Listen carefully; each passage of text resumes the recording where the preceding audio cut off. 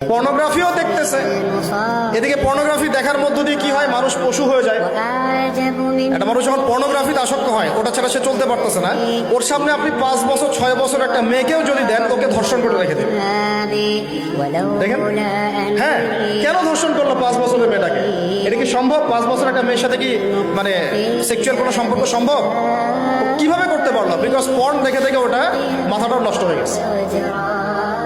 Porn যেটা করেছে, pornography আর এই জেনাগুলো যেটা করেছে, সত্যিকারের ভালোবাসার সংজ্ঞাটাই পরিবর্তন করে দিয়েছে।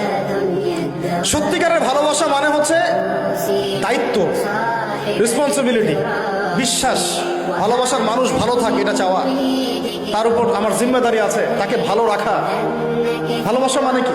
স্বার্থ ত্যাগ করে তার স্বার্থ দেখা, তাই না? সম্মান। ভালোবাসার ডেফিনেশন কি? ভালোবাসা মানে কি? আমি আমার ওয়াইফকে ভালোবাসি, তার মানে কি আমি তার ইজ্জতের জিম্মাদার। তার দিকে চোখ তুলে কেউ খারাপ চোখে দেখাতে পারবে না। ভালোবাসি আমি তাকে, সে আমার, আমি তাকে অন্যের সামনে শো করতে পারবো না, সে আমার। ভালোবাসা মানে আমি তাকে বিশ্বাস করি। আমি তাকে কি করি? বিশ্বাস করি। তার প্রতি আমার আত্মবিশ্বাস আছে, কনফিডেন্স আছে। ভালোবাসা মানে আমি তাকে সম্মান করি, আমি তার সম্মান বুঝবো।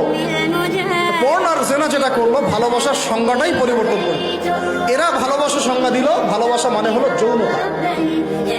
ভালোবাসা মানে জাস্ট সেক্সুয়াল রিলেশনশিপ, আর কিচ্ছু না। এরা যদি একে অপরকে সত্যি ভালোবেসে থাকে, তাহলে আগামীকাল এদেরকে বলেন যে জেনা মুক্তভাবে বিয়ে করে ফেলো দেখি। এদের মধ্যে 80% এটা করবে না। কারণ তাহলে ভালো ভালো যদি এতই বাসো, হাতটা ধরিও না তুমি। আল্লাহ পাক হাত ধরতে নিষেধ করছেন। তুমি পরিবারের মাধ্যমে প্রস্তাব পাঠাও, মোহর ফিক্স করো, করে বিয়ে করো। ভালোবাসো যদি, তাহলে তাকে নিয়ে সন্তুষ্ট থাকো, তার সম্মান বোধ রক্ষা করো, তার দায়িত্ব নাও। তার কি নিবা? দায়িত্ব নাও। ভালোবাসার ডেফিনেশন চেঞ্জ করেছে এরা। একটা মেয়েকে ভালো তুমি যদি বেশেই থাকো ছেলেটাকে, তাহলে তুমি তার সাথে কিভাবে এভাবে হারাম জেনায় লিপ্ত হতে পারো? তোমার তো বলা উচিত ছিল যে আমি একজন মুসলিম মেয়ে, আমি এসব জেনাতে যাব না। আমাকে যদি আপনি পছন্দ করেই থাকেন, আমার বাবার কাছে প্রস্তাব পাঠান। সিম্পল। এরপর পরিবারের মাধ্যমে আহাদ হবে, তারপরে আমরা আক্ত হবে, সেখানে আমাদের মোহর থাকবে, সাক্ষী থাকবে, আল্লাহর কালিমা সাক্ষী রেখে আমরা বিয়ে করে ফেলব। এইগুলোর মধ্য দিয়ে ভালোবাসার ডেফিনেশন চেঞ্জ করে দেওয়া। ভালোবাসার মানে যেটা ছিল সম্মান, ওইটার নাম হয়ে গেল এখন যৌনতা।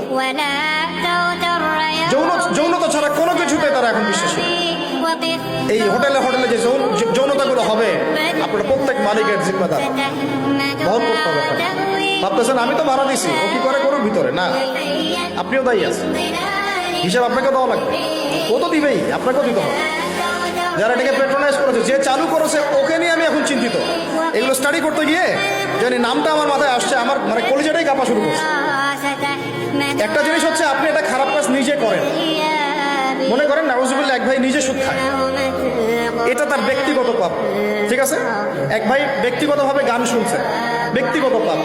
এক ভাই ব্যক্তিগতভাবে হয়তো কেউ নাউজুবিল্লাহ জিনা করেই ফেলছে, এটা তার কি ব্যক্তিগত পাপ। আল্লাহর কাছে ইস্তেগফার করবে, তওবা করবে, আল্লাহ চাইলে মাফ করে দিবেন, পাপ গোপন করে দিবেন, তাই তো? এটা একটা সুরত। একটা সুরত কি? আমি সুদ নিজে খাইছি, আরো লক্ষ কোটি মানুষকে খাওয়াইছি। আমি জেনা নাউজুবিল্লাহ সে নিজে করছে, অন্য আরো লাখ লাখ মানুষ, যুবক যুবতীকে জেনাতে উৎসাহিত করতেছে। নিজে গান শুনছে, মানুষকে শোনাচ্ছে, নিজের মৃত্যুর পরেও সেই গান বাজতেছে। এটা হচ্ছে গুনাহে জারিয়া। এটা কি? গুনাহে জারিয়া।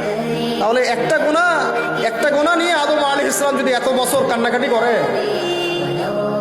ইব্রাহিম আলাইহিস সালাম কিয়ামতের মাঠে যদি বলেন আমি পারবো না সুপারিশ করতে, নূহ আলাইহিস সালাম যদি বলেন আমি পারবো না সুপারিশ করতে, ঈসা ইবনে মারইয়াম, মুসা আলাইহিস সালাম তারা পর্যন্ত বলবেন আমি আজকে আল্লাহ পাকের সাথে কথা বলার সাহস রাখি না।